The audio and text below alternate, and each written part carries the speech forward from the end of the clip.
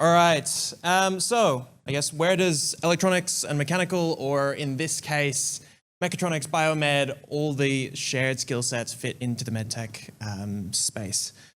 So medtech is booming. I'm probably unsurprising to all of you. Yet most of those life-changing innovations fail to make it to market.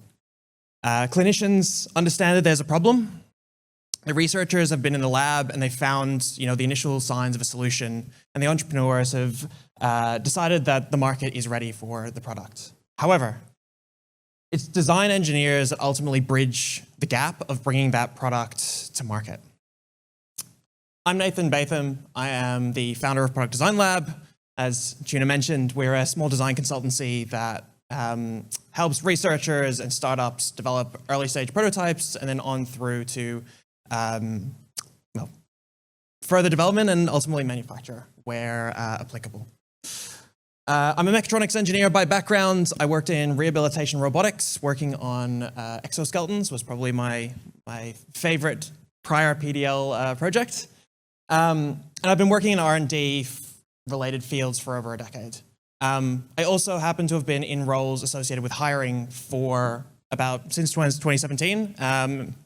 And so at least for small companies, I have a bit of experience in that area as well, having hired quite a few people. So what will you walk away with from this session? Firstly, I hope to give you a bit of a background as to how engineers fit into the medtech scene. Secondly, 3 things that I wish I knew as an engineering grad and particularly coming out of university, things that you're not necessarily told. And then I want to give you a framework that you can apply for your next opportunities. And it's the same one that I've used for getting a lot of my roles, and then it's the same thing that we look for when we're hiring at the moment at PDL. So, engineers in medtech. Ultimately, mechanical electronics is the backbone of technical feasibility and ultimately bringing a product to market. All the way through the development sort of process, from prototype or idea really before that, but from a technical perspective, from your proof of principle that's on a benchtop, all the way through to your clinical trial device, through to a commercial product. Electronics, mechanical, software are all linked at every single piece of the journey. From mechanical in particular, you're kind of looking at things like mechanisms and movements, creating housings, maybe working with an industrial designer who maybe do a little bit more the pretty side of it. Or if you're in a small team, you may be moonlighting as that industrial designer.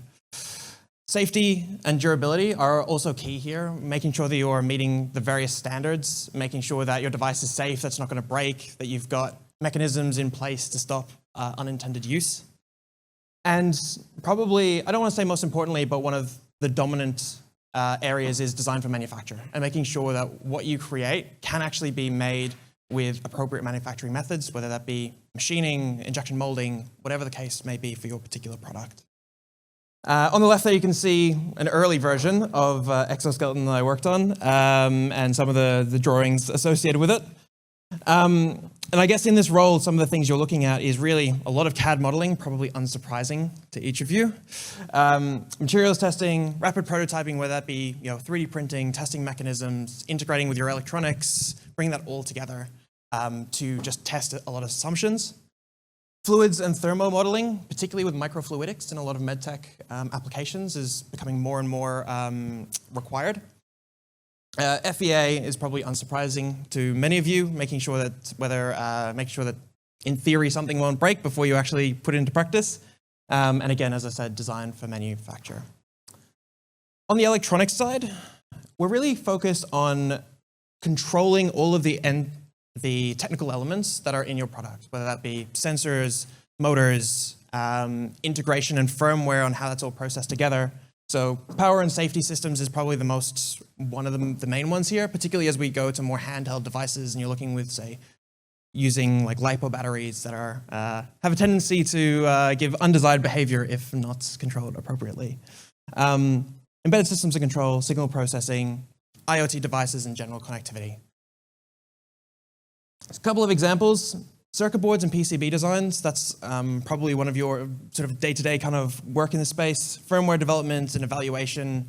Again, safety testing, making sure you're meeting the appropriate standards for the device that you're developing, make sure it's safe. Battery management, signal processing. I'm sure a lot of the biomeds people here will be very familiar with that. Making sure that you're getting clean data in and out. And also any onboard machine learning. And so if you're doing, applying machine learning algorithms on the actual hardware itself, you'll be very involved in that sort of area. But good products are not made in silos, as you can probably appreciate. It takes a village. And so on the engineering side, I think we can kind of represent, we've got the mechanical, electronics, and software. Biomedical, I think you guys cover quite a lot of various pieces of each of those. Mechatronics, again, you're sort of in the Venn, right in the middle of the Venn diagram, but all of those roles, or functions, should I say, come together to create a great product. And so here's just, I'll walk you through like a very quick example of a prototype we did quite a while ago now. On the left, a little bit hard to see, but some concept sketches. So that started in, I guess, a little bit of the really early rough concept sketches in sort of like an industrial design kind of phase. That moved into a looks like prototype. And so that's purely like non-functional, just you can hold it and start to get some usability data or like preference inputs. Now, usually that, in a bigger team, that might be done by an industrial designer. In this case, it was done by a mechanical engineer.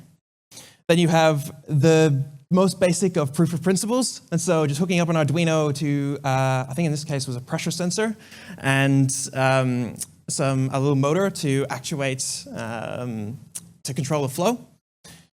Then we integrated that into a more representative form. And so your mechanical engineer would shell the body, make it appropriate to have all your electronics in it. You have your electronics then brought in by electrical engineer. Your software engineer then obviously integrates a lot of that with then the app, which we have on the bottom right.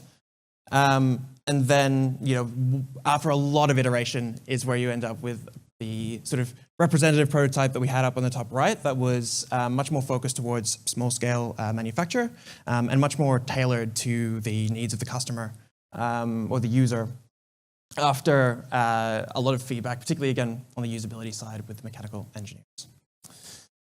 But outside of engineering, you also have a lot of other partners that you're constantly working with and balancing the needs of. And so whether that be usability, so talking with your clinicians, patients, looking at clinical workflow, making sure that the device will actually fit in to how it's meant to be used and actually be used.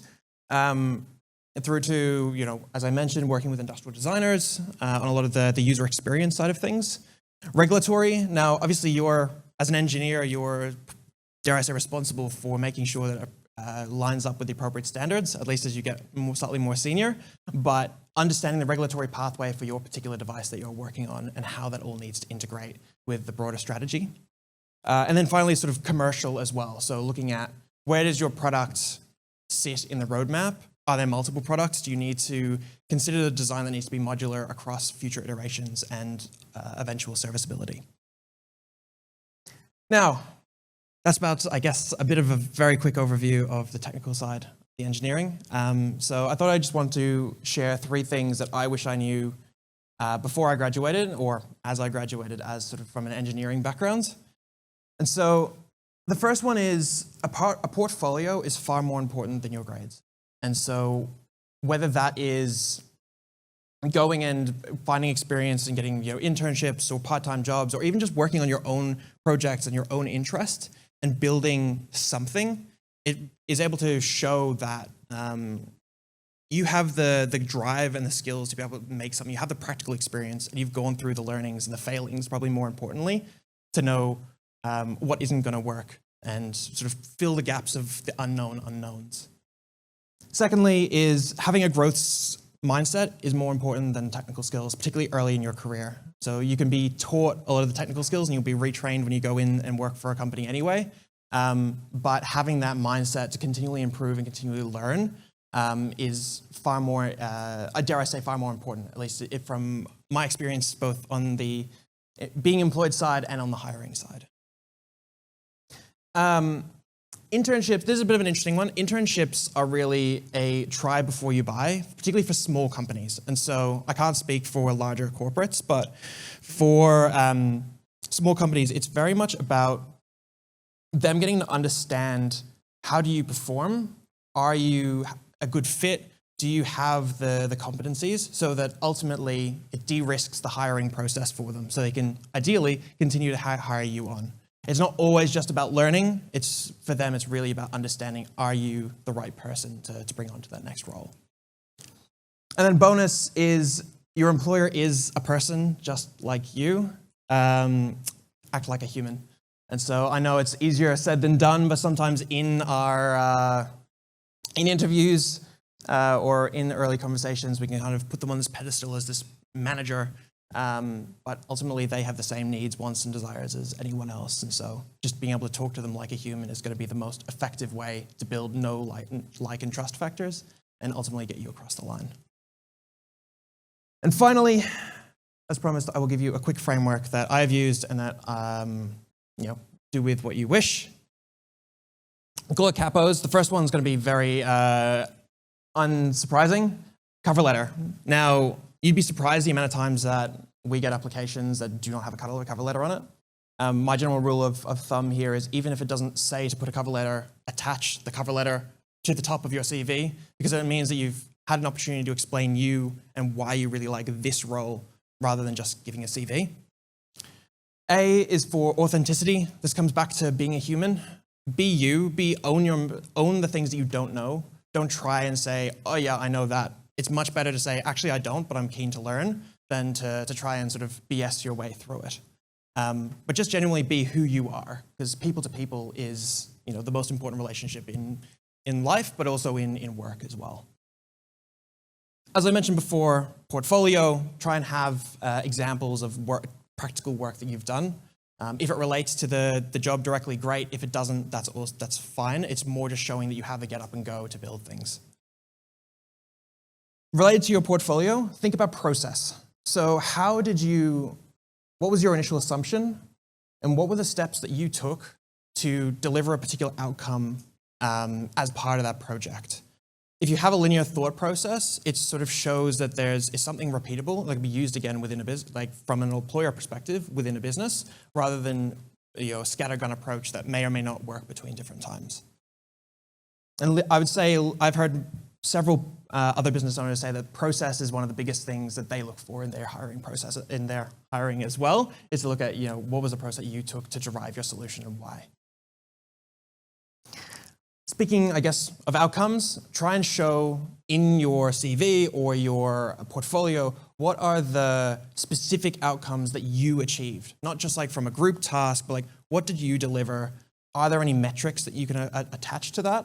Whether it be designed a new regulator that ran 30% cooler, or even just like built a cool project that delivered did this particular function for, I'm trying to think of a great example on the cuff, so I do apologize. Built a small IoT device to be able to transfer data, at a particular rate to for a small IoT home sensor.